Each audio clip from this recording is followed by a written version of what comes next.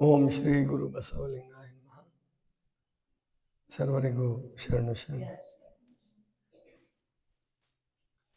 11 ಮತ್ತು 12ನೇ ಸೂತ್ರ.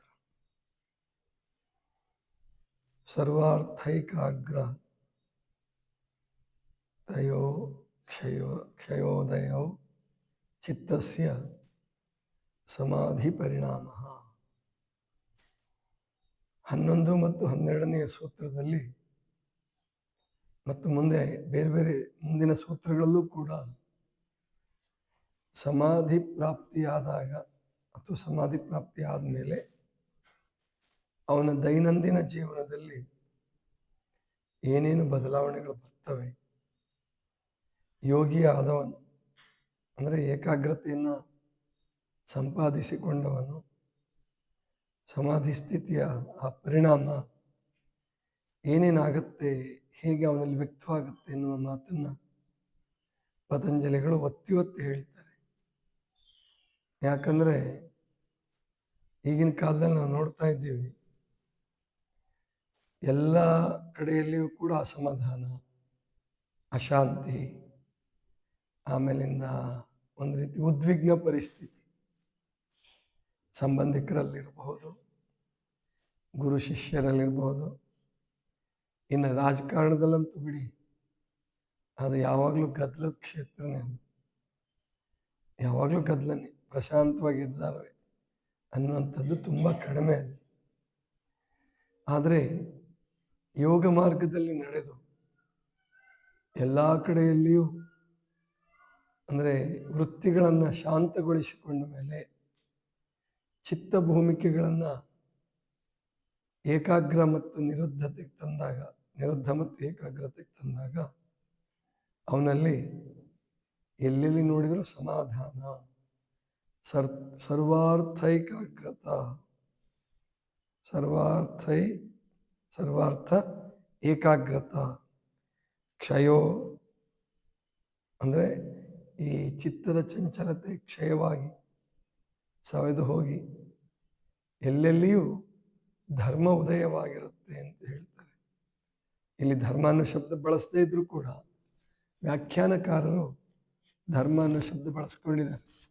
ಹಾಗಾಗಿ ಅಂದರೆ ಇಲ್ಲಿ ಒಟ್ಟು ಪರಿಣಾಮ ಏನಪ್ಪ ಅಂತಂದರೆ, ಒಟ್ಟು ಹೇಳುವ ಅರ್ಥ ಏನು ಅಂದರೆ, ಸಮಾಧಿ ಸ್ಥಿತಿಯಲ್ಲಿ ಉಂಟಾದ ಆ ಏಕಾಗ್ರತೆ, ಆನಂದ, ಶಾಂತಿ ಅದು ಉತ್ಥಾನಗೊಂಡ ಮೇಲೂ ಕೂಡ ಅಂದರೆ ಅವನ ದೈನಂದಿನ ಚಟುವಟಿಕೆಗಳಲ್ಲಿ ಎಲ್ಲದರಲ್ಲಿಯೂ ಆನಂದ ತುಂಬಿರುತ್ತದೆ ಎನ್ನುವ ಮಾತನ್ನು ತಿಳ್ಕೊಬೋದು ನಾವು. ಭಗವದ್ಗೀತೆಯಲ್ಲಿ ಒಂದೇ ಮಾತು ಬರ್ತದೆ. ಭಗವದ್ಗೀತೆ ಅಂದರೆ ಯೋಗಕ್ಕಾಗಿಯೇ ಇರುವಂತಹದ್ದು ಅನ್ನೋ ಲೆಕ್ಕದಲ್ಲಿದೆ. ಅದು ವಿಷಾದ ಯೋಗದಿಂದ ಪ್ರಾರಂಭ ಆಗಿ ಕಡೆಗೆ ಎಲ್ಲ ರೀತಿಯ 18 ಅಧ್ಯಾಯಗಳಲ್ಲೂ ಯೋಗ ಯೋಗ ಯೋಗ ಅಂತಲೇ ಬರ್ತದೆ. ಅದರಲ್ಲಿ ಒಂದು ಮಾತನ್ನು ಬಳಸ್ತಾರೆ, ಯೋಗ ಕರ್ಮ ಸುಕೌಶಲಂ. ಅಂದರೆ ಈ 2 ಸೂತ್ರಗಳಿಗೆ ಇದು ಅನ್ವಯವಾಗುತ್ತೆ ಅಂತ ಅನ್ಕೊಂತೀನಿ ನಾನು. ಕರ್ಮದಲ್ಲಿ ಸುಕೌಶಲತೆ ಅಂದರೆ ಕೌಶಲ್ಯ, ಚೆನ್ನಾಗಿ ಕೆಲಸ ಮಾಡೋದು, ಅವನ ನಡೆನುಡಿ ಚೆನ್ನಾಗಿರ್ತದೆ, ಪ್ರಶಾಂತವಾಗಿರ್ತಾನೆ. ಆಮೇಲೆ ಆ ಸಮಾಧಿಯ ಆನಂದ ಎಲ್ಲದರಲ್ಲೂ ಕೂಡ ವ್ಯಕ್ತವಾಗ್ತಾ ಇರುತ್ತೆ ಅನ್ನುವ ಮಾತನ್ನು ಹೇಳ್ತಾರೆ. ಅದನ್ನೇ ಮುಂದೆ ಮುಂದೆ ಮುಂದೆ ಮತ್ತೆ 12ನೇ ಸೂತ್ರದಲ್ಲೂ ಅದನ್ನೇ ವರ್ಣಿಸ್ತಾರೆ. ತತಃ ಪುನಃ ಶಾಂತೋದಿತೌ ತುಲ್ಯ ಪ್ರತ್ಯಯೋ ಚಿತ್ತಸ್ಯ ಏಕಾಗ್ರತಾ ಪರಿಣಾಮ. ಅಂದರೆ ಎಲ್ಲೆಲ್ಲಿ ನೋಡಿದರೂ ಶಾಂತಿ, ಸಮಾಧಾನ ಉದಯವಾಗಿರುತ್ತದೆ. ಎಲ್ಲದರಲ್ಲಿಯೂ ಅದೇ ಹೋಲಿಕೆ, ತುಲ್ಯ, ತುಲನ ಅಂದರೆ ಹೋಲಿಕೆ, ಎಲ್ಲದರಲ್ಲಿಯೂ ಅದೇ ಹೋಲಿಕೆ ಕಂಡು ಬರ್ತದೆ. ಅದೇ ನಾನು ಹಿಂದಿನ ಸೂತ್ರ ಹೇಳುವಾಗ ನಾನು ಹೇಳಿದ್ದೆ, ಒಬ್ಬ ವ್ಯಕ್ತಿ ಈಗ ಏನಾದರೂ ಸೇವಿಸಿದಾಗ ಅಂದರೆ ಮಾದಕ ಪದಾರ್ಥಗಳನ್ನು ಸೇವಿಸಿದಾಗ ಆವಾಗಲೂ ಸುಮ್ಮನಿರಲ್ಲ ಬಿಡಿ, ಅವರು ಆಗ ಇನ್ನೂ ಹೆಚ್ಚು ಗಲಾಟೆ ಮಾಡ್ತಾನೆ.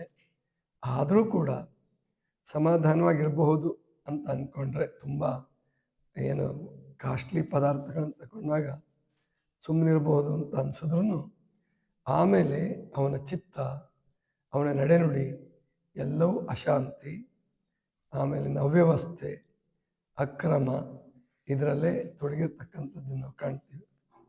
ಆದರೆ ಇಲ್ಲಿ ಏಕಾಗ್ರತೆಯನ್ನು, ಸಮಾಧಿ ಸ್ಥಿತಿಯನ್ನು ಪಡ್ಕೊಂಡು ಉತ್ಥಾನಗೊಂಡ ಮೇಲೂ ಕೂಡ ಮನುಷ್ಯನ ಆ ಸಮಾಧಿಯ ಪರಿಣಾಮ ಎಲ್ಲದರಲ್ಲೂ ಕಂಡು ಬರ್ತಾ ಇರುತ್ತೆ. ಎಲ್ಲೆಲ್ಲಿಯೂ ಶಾಂತಿ, ಎಲ್ಲೆಲ್ಲಿಯೂ ಸಮಾಧಾನ. ಪ್ರಾಯಶಃ ಮಾದಿವ್ಯಕ್ಕನವರ ಒಂದು ವಚನವನ್ನು ಈ ಸಂದರ್ಭದಲ್ಲಿ ನಾವು ನೆನೆಸ್ಕೊಳ್ಬೋದು. ಉಸೂರಿನ ಪರಿಮಳವಿರಲು ಕುಸುಮದ ಅಂಗೇಕೆ, ಶಮೆದಮೆ ಶಾಂತಿ ಸೈರಣೆ ಇರಲು ಸಮಾಧಿಯ ಅಂಗೇಕೆ. ಅಲ್ಲಿ ಕೆಲವರು ಕ್ಷಮೆ ದಮೆ ಅಂತ ಹೇಳ್ತಾರೆ. ಅದನ್ನ ಕ್ಷಮೆ ದಮೆ ಅಲ್ಲ, ಅದು ಶಮೆ ದಮೆ ಶಾಂತಿ ಸೈರಣೆ. ಕ್ಷಮೆ ಇದ್ದೇ ಇರ್ತದೆ, ಕ್ಷಮಾಗುಣ ಅವನಲ್ಲಿರ್ತದೆ. ಅಲ್ಲಿ ನಿಜವಾಗಿ ಶಮೆ ದಮೆ ದಮೆ ಬಂದಿರೋದ್ರಿಂದ ಅವೆರಡು ಸಮಾನವಾದ. ಶಮೆ ಅಂದರೆ ಅಂತರಿಂದ್ರಿಯಗಳ ನಿಗ್ರಹ, ಮನ, ಬುದ್ಧಿ, ಚಿತ್ತ, ಅಹಂಕಾರ ಅವುಗಳ ನಿಗ್ರಹ. ದಮೆ ಅಂದರೆ ಬಹಿರಿಂದ್ರಿಯಗಳ ನಿಗ್ರಹ. ಈ ಎರಡೂ ಸಾಧ್ಯವಾಗಿ ಮತ್ತು ಸಮಾಧಿ ಸ್ಥಿತಿಯ ಆನಂದ, ಆ ಶಾಂತಿ, ಆ ಸಮಾಧಾನ ಎಲ್ಲ ಕಾರ್ಯಗಳಲ್ಲೂ ವ್ಯಕ್ತವಾಗುತ್ತೆ. ಉತ್ಥಾನಗೊಂಡ ಮೇಲೂ ಅದರ ಪರಿಣಾಮ ಇರುತ್ತೆ. ಒಟ್ಟಾರೆ ಅವನು ಪರಮಾತ್ಮನ ಪ್ರತಿನಿಧಿಯಾಗಿ ಬಾಳ್ತಾನೆ. ಇದು ಯಾಕೆ ನಮ್ಮಲ್ಲಿ ರಾಜಕೀಯ ವ್ಯವಸ್ಥೆ ಚೆನ್ನಾಗಿಲ್ಲದೆ ಇರೋದಕ್ಕೆ, ಎಂಥ ವಿದ್ಯಾವಂತರಿದ್ದರು, ಎಂಥ ಯೋಗಿಗಳಿದ್ರು, ಆಮೇಲೆ ಎಂಥವರಿದ್ದರೂ ಕೂಡ ಯಾಕಪ್ಪ ನಮ್ಮ ದೇಶ ಪರಕೀರ್ಗೀಡಾಯಿತು ಅಂದರೆ, ಒಬ್ಬ ಸಮಾಧಿ ಸ್ಥಿತಿ ಪಡೆದಂಥ ಒಬ್ಬ ವ್ಯಕ್ತಿ ಅವನು ಏನು ಮಾಡ್ತಾನೆ, ಅವನು ಪರಮಾತ್ಮನ ಇಚ್ಛೆ ಏನಿದೆಯೋ ಹಾಗೆ ನಡೀಲಿ ಅಂತ ಸುಮ್ಮನೆ ಬಿಟ್ಬಿಡ್ತಾನೆ. ಅವನು ರಾಜಕಾರಣಕ್ಕೆ ಕೈ ಹಾಕ್ತಿರ್ಲಿಲ್ಲ. ನಮ್ಮಲ್ಲಿ ಎಲ್ಲೊಬ್ಬೊಬ್ಬರು ತುಂಬ ಕಡಿಮೆ, ಬಾಕಿಯವರೆಲ್ಲರೂ ಕೂಡ ಸಮಾಧಾನ, ಶಾಂತಿ, ಗುರುಕುಲಗಳಲ್ಲಿ ಇದ್ಬಿಡ್ತಿದ್ರು. ಆಶ್ರಮಗಳಲ್ಲಿ ಇದ್ಕೊಂಡು ಶಿಷ್ಯರನ್ನ ತಯಾರು ಮಾಡ್ತಕ್ಕಂಥದ್ದು, ತಮ್ಮ ಬಳಿ ಬಂದಿರತಕ್ಕಂಥವನ್ನ ತಯಾರು ಮಾಡೋದು. ಆಮೇಲೆ ರಾಜರುಗಳಿಗೆ ಬುದ್ಧಿ ಹೇಳಕ್ಕೆ ಹೋಗ್ತಿರ್ಲಿಲ್ಲ. ಕೆಲವು ರಾಜರು ಬುದ್ಧಿ ಹೇಳಿದ್ರು ಕೇಳ್ತಿರ್ಲಿಲ್ಲ. ಯಾಕಂದರೆ ಅವ್ರ ಕೈಯಲ್ಲಿ ದಂಡ ಇರ್ತಿತ್ತು, ಅಧಿಕಾರ ಇರ್ತಿತ್ತು, ಆಮೇಲೆ ಹಣ, ಮತ್ತು ಎಲ್ಲದಕ್ಕಿಂತ ಹೆಚ್ಚಾಗಿ ಭೋಗಾಸಕ್ತರಾದಂತಹ ರಾಜರು ವಿವೇಕವನ್ನು ಕಳ್ಕೊಂಡು ಯೋಗಿಗಳ ಮಾತನ್ನು ಕೇಳ್ತಿರ್ಲಿಲ್ಲ. ಯೋಗಿಗಳಾದಂಥವರು ಬಿಡು, ಏನಾರ ಹಾಳಾಗೋಗ್ಲಿ, ಮತ್ತೆ ನಮಗೇನು ಮಾಡೋದು ತಗೊಂಡು ಪ್ರಕೃತಿನಲ್ಲಿ ಏನು ನಡಿಬೇಕಾಗಿದೆ. ಅದಕ್ಕೆ ಈ ಯೋಗಿಗಳಿಗೆ ಇನ್ನೊಂದು ಶಬ್ದ ಕೊಡ್ತಾರೆ, ಮುನಿ ಅಂತ ಹೇಳ್ಬಿಟ್ಟು. ಮುನಿ ಅಂದರೆ ಎರಡು ಅರ್ಥ ಇದೆ. ಮೌನವಾಗಿರುವವನು, ಸಿಟ್ಟಿನವನು ಅಂತ. ಮುನಿಯೋದಂದ್ರೆ ಸಿಟ್ಟು ಅಂತಲೂ ಅರ್ಥ ಆಗುತ್ತೆ. ಆದರೆ ಇಲ್ಲಿ ಮೌನಿ ಆಗಿರ್ತಕ್ಕಂಥವನು. ಏನಾದರೂ ನಡ್ಕೊಂಡು ಹೋಗ್ಲಿ, ಸೃಷ್ಟಿ ಸ್ಥಿತಿ ಲಯ ಮತ್ತು ದ್ವಂದ್ವಾತ್ಮಕವಾದ ಈ ಜಗತ್ತಿನಲ್ಲಿ ಚಕ್ರ ತಿರುಗ್ತಿರುತ್ತೆ. ಒಂದ್ಸಾರಿ ಒಳಿತು, ಒಂದ್ಸಾರಿ ಕೆಡುಕು, ಒಂದ್ಸಾರಿ ಶಾಂತಿ, ಒಂದ್ಸಾರಿ ಅಶಾಂತಿ ಇರೋದೇ ಅಂತ ತಿಳ್ಕೊಂಡು ಅವರು ನಮ್ಮ ಯೋಗಿಗಳು ಸುಮ್ಮನೆ ಕೊಡ್ತಿದ್ರು. ಆದರೆ ಕ್ರೈಸ್ತ ಧರ್ಮದಲ್ಲಿ ಏನು ಮಾಡಿದ್ರು, ಅವರು ಸುಮ್ಮನೆ ಕೊಡಲಿಲ್ಲ. ಅಂದರೆ ಅಲ್ಲಿ ಸ್ವಲ್ಪನೇ ಸಿಕ್ಕಿತ್ತು ಅವರಿಗೆ ಧರ್ಮ. ಅವರಿಗೆ ಬೈಬಲ್ ಒಂದೇ, ಇನ್ನೇನು ಸಿಕ್ಕಿರಲಿಲ್ಲ. ಅದಕ್ಕೆ ಅವ್ರು ಏನು ಮಾಡಿದ್ರು, ಇದನ್ನು ಪ್ರಚಾರ ಮಾಡಬೇಕು. ಅವರು ಕೂಡ ಅಶಾಂತಿ ಮಾರ್ಗವನ್ನೇ ಅನುಸರಿಸಿದ್ರು. ಭಾಳಷ್ಟು ಸಾರಿ ಯುದ್ಧಗಳು ಮತ್ತು ಜನಾಂಗಗಳನ್ನು ಮುಗಿಸೇ ಬಿಡೋದು, ಕೊಲ್ಲೋದು, ಇದು ಆಯಿತು. ಅದಕ್ಕೆ ಎಲ್ಲಿ ಕೇವಲ ಧರ್ಮಗಳಿದ್ದವು, ಧರ್ಮಗಳು ಅಂತ ಕರೆಯಲ್ಲ, ಅವನ್ನ ಮತಗಳು ಅಂತ ಕರೀತಾ ಇದ್ರು. ಎಲ್ಲಿ ಮತಗಳಿದ್ವೋ ಅಲ್ಲಿ ಬಹಿರಂಗವಾದ ಸಂಘಟನೆ ಆಯಿತು, ಬಹಿರಂಗವಾಗಿ ಸಂಘಟನೆ ಆಯಿತು, ರಾಜ್ಯಗಳ ಸ್ಥಾಪನೆ ಆದವು. ಈಗ ಮುಸಲ್ಮಾನ್ ಧರ್ಮ ಬಂದಿದ್ದಕ್ಕೆ ಇಲ್ಲಿ ಮೊಘಲರು, ಅದಕ್ಕಿಂತ ಮುಂಚೆ ಬೇರೆ ಬೇರೆ ಸರ್ವಾಧಿಕಾರಿಗಳು ಇವರೆಲ್ಲ ಬಂದು ಇಲ್ಲಿಯ ನಾಗರಿಕತೆಯನ್ನು ಹಾಳು ಮಾಡಿ, ಇಲ್ಲಿಯ ಸಂಸ್ಕೃತಿಯನ್ನು ಹಾಳು ಮಾಡಿ ಅವ್ರ ರಾಜ್ಯಗಳನ್ನು ಕಟ್ಟಿದ್ರು. ಆದರೆ ಶಾಂತಿ, ಸಮಾಧಾನ, ಪ್ರೀತಿ, ಐಕ್ಯತೆ ಇದನ್ನು ಕಟ್ಟೋದಕ್ಕೆ ಸೂಫಿ ಸಂತರು ಹುಟ್ಕೊಂಡ್ರಲ್ಲಿ. ಕೆಲವು ರಾಜರುಗಳ ಜೊತೆ ಸೂಫಿ ಸಂತರನ್ನು ಕರ್ಕೊಂಡು ಬಂದರು. ಆದ್ದರಿಂದ ಸ್ವಲ್ಪ ಅನುಕೂಲ ಆಯಿತು. ಆದರೆ ಅನಾನುಕೂಲನೇ ಜಾಸ್ತಿ ಆಗಿದ್ದು. ಈ ಯೋಗ ಮಾರ್ಗದಲ್ಲಿದ್ದಂಥವ್ರು ಏನು ಮಾಡ್ತಿದ್ರು, ಅವರೆಲ್ಲರೂ ಬರೋಕ್ಕೆ ಮುಂಚೆ ಆಶ್ರಮಗಳಲ್ಲಿ ಇರ್ತಿದ್ರು. ಅವರು ರಾಜರನ್ನು ಹುಡ್ಕೊಂಡೋಗಿ ಬುದ್ಧಿವಾದ ಹೇಳಿ ಸಾಮ್ರಾಜ್ಯಗಳನ್ನು ಕಟ್ಟಿಸೋದು ಅದು ಮಾಡಿದ್ದು ತುಂಬ ಕಡಿಮೆ. ಚಾಣಕ್ಯ ಮಾಡ್ದ, ಆದರೆ ಚಾಣಕ್ಯನೂ ಕೂಡ ಅವನನ್ನು ಯೋಗಿ ಲೆಕ್ಕದಲ್ಲಿ ಸೇರಿಸೋದು ಕಡಿಮೆ.